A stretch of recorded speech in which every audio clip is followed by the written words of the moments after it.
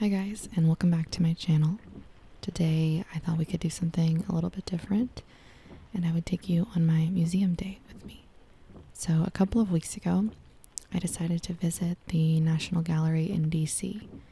It's one of my favorite museums, and I'm actually about to move across the country, so here I won't be able to visit as casually as before, but it's a really great museum. I think it's like one of the top 5 museums in the US, and it's the only one that's free. It was established in 1937, and early donations came from Andrew W. Mellon, who's one of the magnates of the 20th century. And we'll see today the museum's made up of 2 buildings, actually. We'll start with the West Building, which was constructed in 1941. And we'll finish in the East Building, which was constructed in 1978, and the 2 are linked by an underground passage. So when you walk into the gallery, you'll notice the rotunda. So this is a large open space, and it was actually modeled after the Pantheon in Rome. And depending on the time of year, there are sometimes tons and tons of flowers around that center fountain. It's really beautiful, but not today though. So the first gallery I went into was the Dutch and Flemish Gallery, and this is a piece by Nicholas Mays, I believe, and it's called An Old Woman Dozing Over a Book. And I just wanted to show you guys how cool the National Gallery's website is for looking at up-close images of these paintings. Like, it's really incredible. So this is a painting from Rembrandt's workshop, and it's called Joseph Accused by Potiphar's Wife. The description said that he probably came up with the theme and the composition, but the workshop created the painting. In the biblical account, Joseph wasn't present, but the artist added poignancy to his visualization of the story by inserting Joseph on the far side of the bed.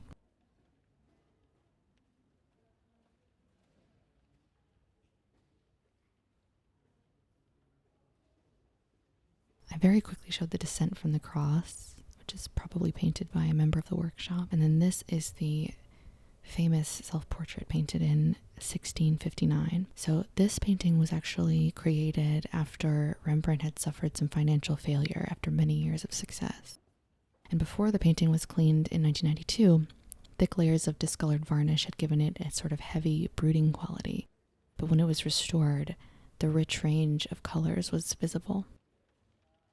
Rembrandt's actually pretty famous for painting a number of self-portraits throughout his life, and so he's one of the few artists that we kind of understand how he looked over time. This painting is called The Philosopher, and it's from 1653. It's called a trony, which is a bust-length figure study rather than a formal portrait. And I thought this was really neat. This is a model ship called a States Yacht.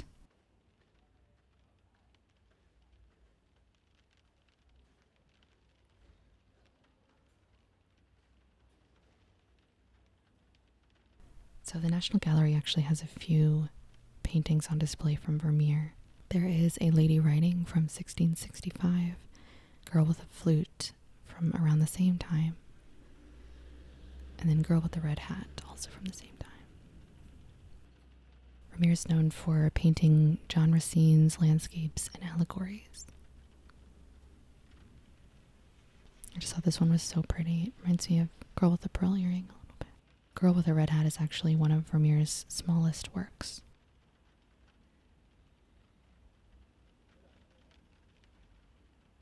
Then there's this woman with scales also, which is a really beautiful piece. I don't know if it was on display when I was there, but I found it on the catalog.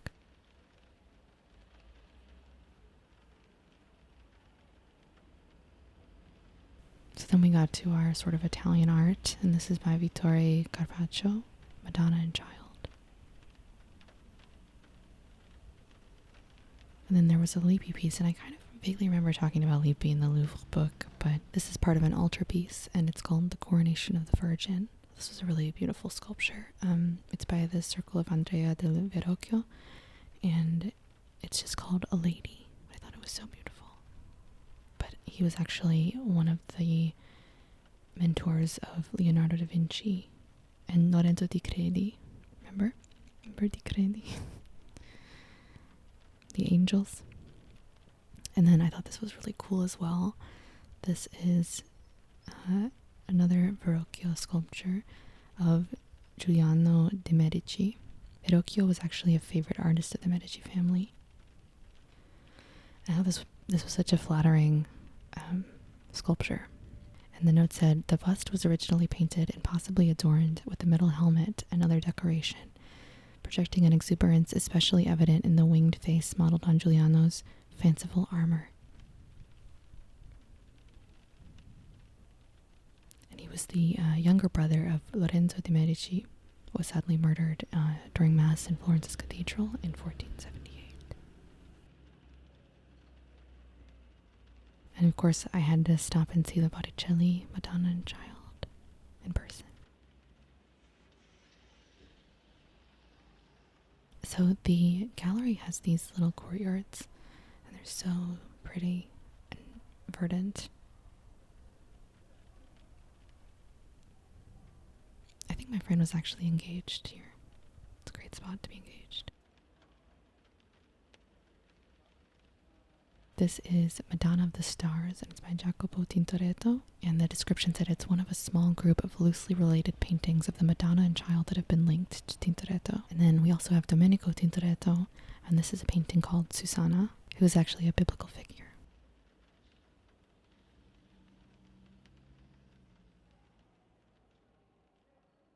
And here are some El Greco paintings. The first is Saint Martin and the Beggar. This was commissioned for the Chapel of San Jose in Toledo by Martin Ramirez. El Greco portrayed the 4th century saint as a young nobleman clad in elegant gold armor, astride a white Arabian horse. And this is The Annunciation by Veronese.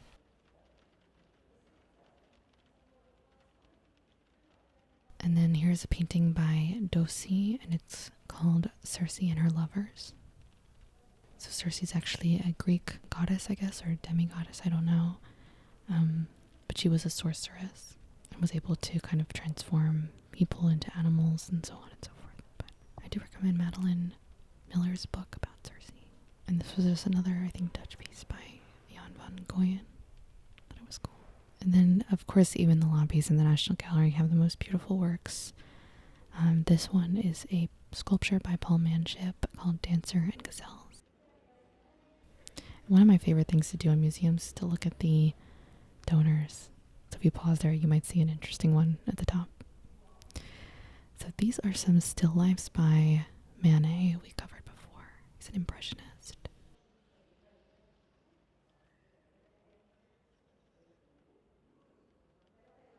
But I love these little studies. I don't think I'd seen paintings like this from Manet before. It was cool to kind of take a closer look.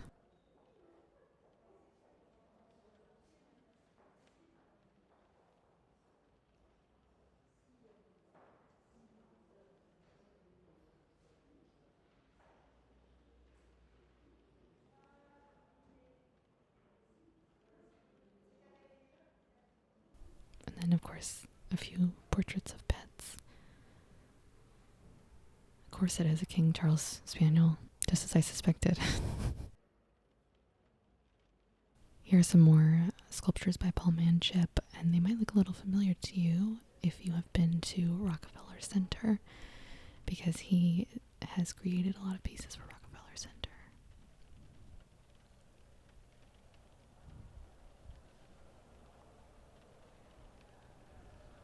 And this little side gallery was so cute. These are small animal sculptures by Antoine Louis Bayer, who, these are small, but he's actually produced a number of sculptures for public places and public parks and things like that.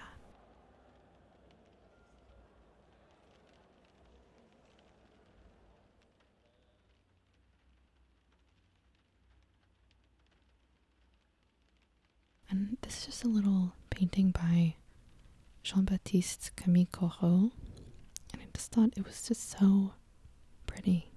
A dappled light in the forest. And here's another sculpture gallery with some impressionist sculptures. This one is by Rodin, and it is of a financier called Thomas Fortune Ryan. I like these galleries because there aren't many people in them usually. This one is a bust of a woman by Rodin, and it is made from terracotta with plaster and paint. It was so expressive. And these are tiny little sculptures by Degas, actually, who I was surprised to find created so many sculptures. Some of the ones you see in museums these days are actually bronzes created after his death, but these here are made from pigmented beeswax, metal armature, and obviously the wooden base, but I just think they're so cool. I highly recommend going to this gallery if you go to the National. It's on the ground level. But you might have seen, for instance, Degas' ballet dancer sculpture. And here's some more Degas horses. And then some Gauguin pieces. This one is a portrait of Madame Alexandre Koller, 1887, and then a pair of wooden shoes. And then there's another sculptor named Aristide Maillot, who was born in 1861 and lived until 1944. And there's an emphasis on the female figure.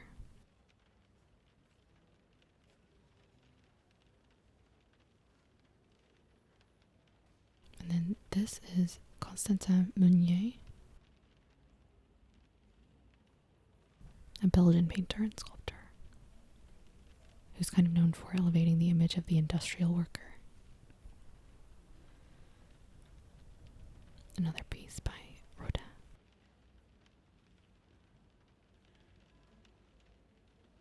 And this is another Maillot piece. I thought this was so beautiful, and the description says, Maillot's statuettes and his later more monumental works focus on the female figure, thick-limbed, symmetrical, and highly archetypal. I just think they're so peaceful.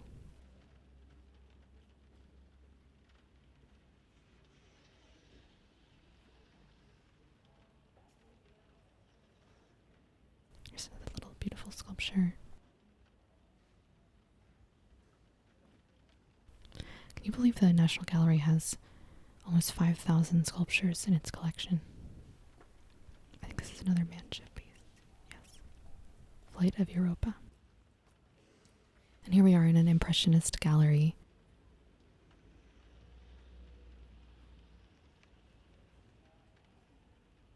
And then over here we have a portrait of Frédéric Bazille, who we've talked about before. He was a contemporary Impressionist artist himself.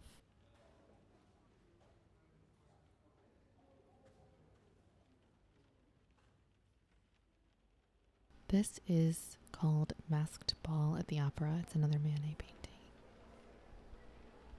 from 1873.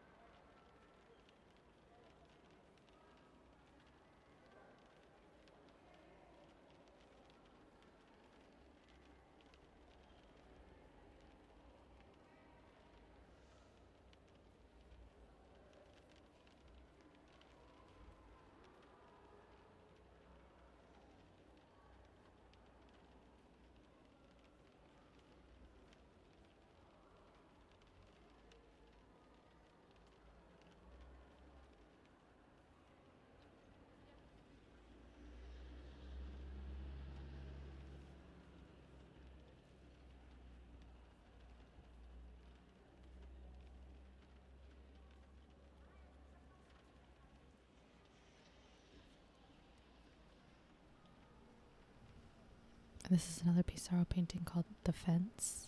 This was so neat. I just really loved it. It just reminded me of like an autumn day. This is by Eugène Baudin. It's like a kind of a beach day. Overcast skies. And this is by Degas. I hadn't seen this painting before. It's called Madame Camus. And I just loved it. This is a gallery filled with Cassatt paintings.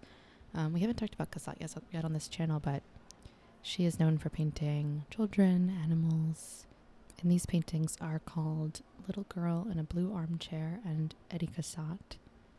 They were made in 1878 and 1875, respectively.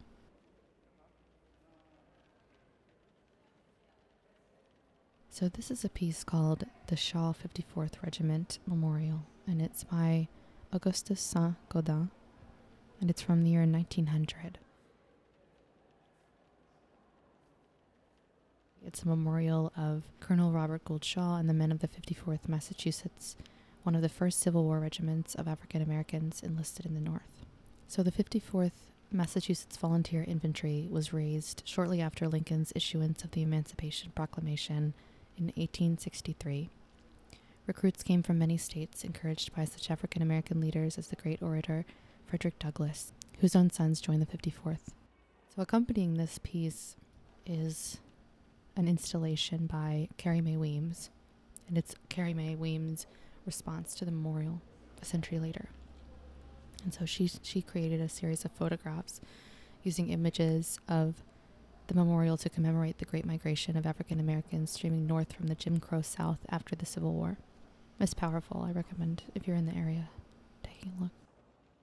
And in the next gallery, this painting really struck me. It's by Martin Johnson Heade, and I don't think I'd seen it before. It's titled Sunlight and Shadow, the Newbury Marshes. I just thought it was so pretty. Beautiful colors. And I really like this gallery. It's a lot of American kind of naturalist pictures. This is one by Richard Norris Brooke. It's called A Pastoral Visit from 1881. And it's a genre scene of everyday life. And it depicts a family welcoming their elderly pastor to Sunday dinner. And the description says this is a frequent occurrence in both black and white rural parishes that could not afford parsonages. According to the tradition, the pastor is served first, and following the meal, he will be presented with both the cigar box containing the congregation's weekly contribution and the cloth-wrapped fruit at right. Brooke had ample opportunity to study the interior depicted. It was located in a residence near his home in Warrenton, Virginia, where he painted the canvas. This painting is by George Caleb Bingham, and it's called The Jolly Flatboatman, and it was made in 1846.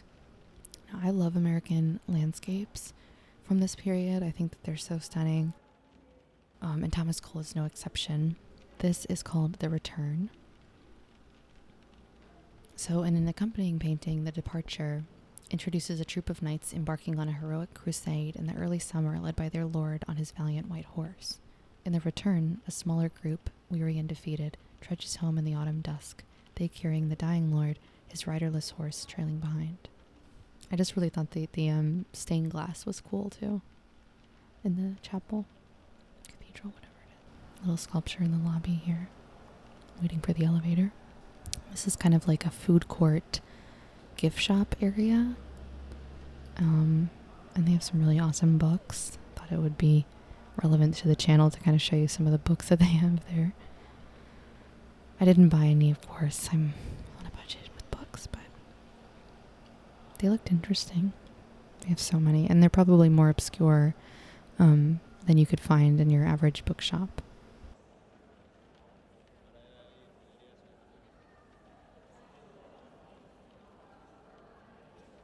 And I thought this was cool.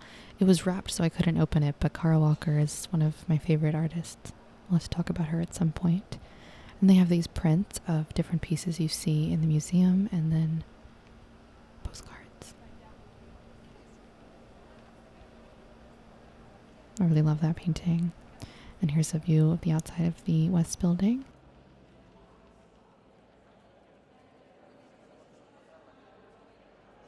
A view of the East Building. And then we're about to go through that passageway there. So to get to the East Building, you go through this little tunnel called the Multiverse. And it's like an installation piece of LED lights. So once you leave the Multiverse, you enter the East Building, which is designed by I.M. Pei. It has a very high atrium that was, I don't know if it was designed to host a Calder Mobile, but it has for a long time. I think it's the largest mobile Calder made. Sadly, it's not visible right now because of the scrim. So the first gallery I went into was one focused on Henry. We learned that. And the Ashcan School. And I think we talked a little bit about the Ashcan School in my video about Edward Hopper. There are some really phenomenal paintings in this gallery.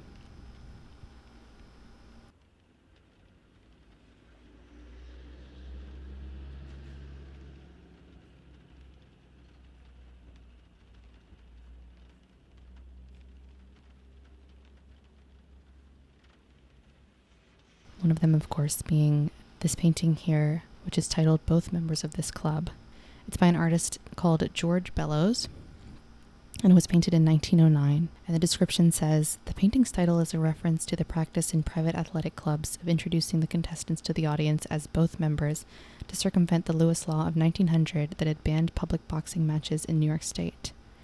Boxing was a controversial subject, but the interracial theme made this painting even more so, especially since the black boxer appears to be winning the match.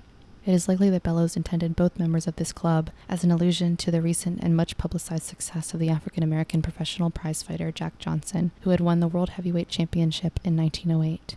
I've seen this before, but I hadn't really looked at it very closely, and I think this time around I saw how interesting the faces of the audience members are in this. They're just like kind of haunting.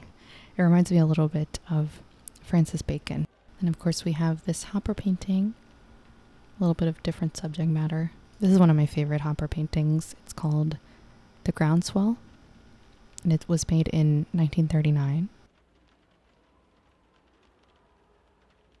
And then of course another one of Edward Hopper's most famous paintings. So these are paintings by Alfred Stieglitz in his Circle. I don't know much about Alfred Stieglitz, but I thought this painting by Georgia O'Keeffe was really cool, and I hadn't seen it before. I didn't remember seeing it before. It's called A Black Bird with Snow-Covered Red Hills. So this is apparently an example of precisionism, which isn't a style I'd heard of before. I just think it's really, really cool. And then this painting also caught my eye. This is by John Sloan. And it's titled The City from Greenwich Village. So then I went downstairs to look at a new piece, or a temporary piece. So this is an installation by an artist named Avish Keprazadeh, I think. So the first thing I looked at was this tree. The piece is titled Tree of Life in Blue, and the artist actually drew this onto the wall.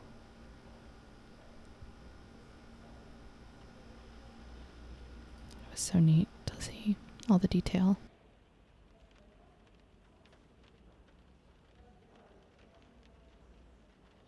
And then I went into this little side gallery here where they were playing her animation piece.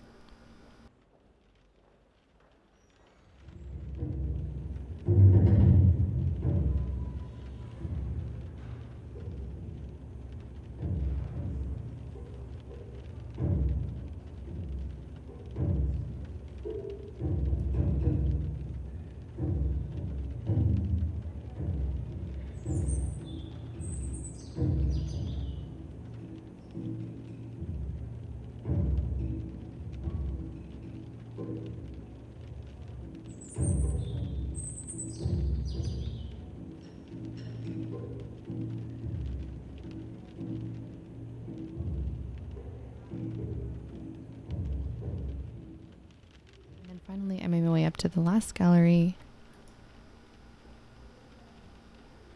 Perhaps the most modern of the modern galleries.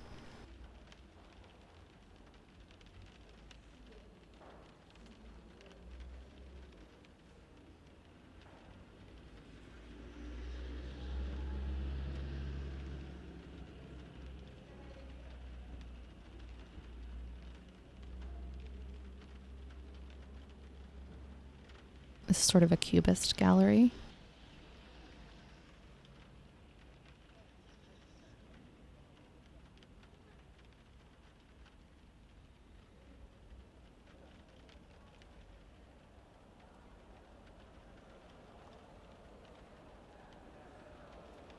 Some interesting sculptures, including this one called Guitar Player.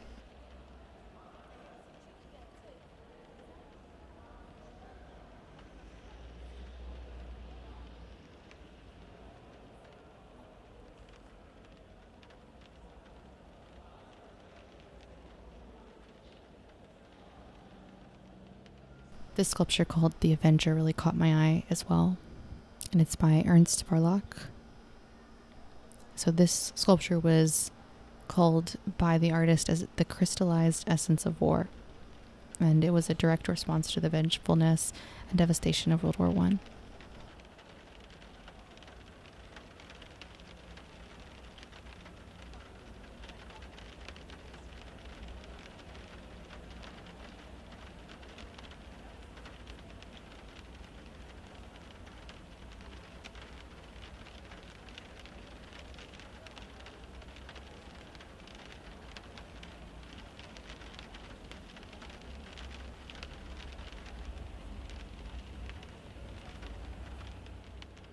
It's an interesting look into the construction area.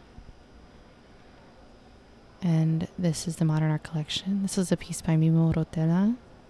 A lot of times these modern pieces get kind of passed over because they just look like something anyone could make. But if you look closely, you can see all of the very fine detail and care that was put into making this.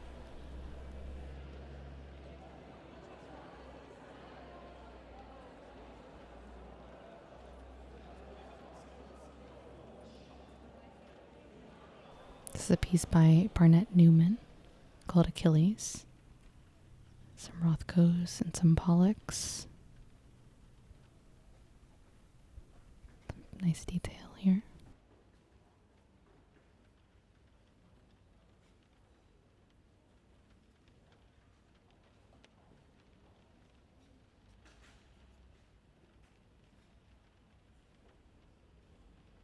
This is a piece by Helen Frankenthaler, and it's called Mountains and Sea.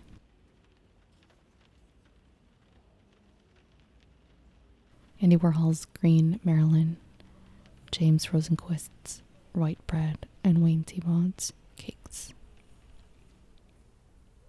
The last piece I saw was this Keith Sonnier piece, and it's jarring, I'll give you that. And I just realized it was the last thing I looked at, but it's kind of just like what happens when you have an art museum day is you end on a strange piece. But this is from 1968.